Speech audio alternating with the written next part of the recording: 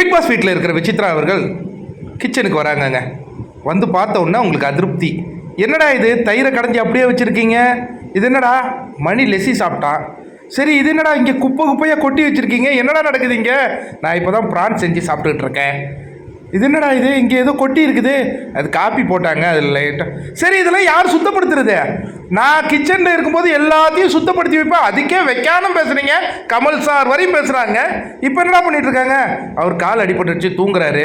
அவனுங்க ரெண்டு பேரும் அவனுங்க எங்கேயோ உட்காந்து என்னென்ன மணி பேக்கு பேசிட்டு இருக்கு. சரி நீயாவது சுத்தம் பண்ணண்டா. நான் பண்ணுவேன், நீங்கள் போங்க நான் பண்ணுறேன் அப்புறமா அப்படின்ன உடனே அவர் போயிடுறாரு. விஜயவர்மா நம்மளை பார்த்து சொல்கிறாங்க, பார்த்தீங்களாங்க, கேமரா பார்த்து நம்மகிட்ட சொல்கிறாங்க, பார்த்தீங்களாங்க என்ன நடக்குதுன்னு பார்த்தீங்களா?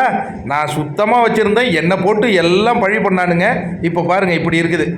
நான் என்ன ஒரு விஷயம் சொல்கிறேன்னா, அந்த பெரிய பிக் பாஸ் வீட்டில் யாருமே பெருக்கி நம்ம பார்க்குறது இல்லை. சரி அது அவங்க ஒரு விஷயம், இருக்கிறவங்க சுத்தம் பண்ணிக்கிறாங்களோ என்னன்னு தெரில.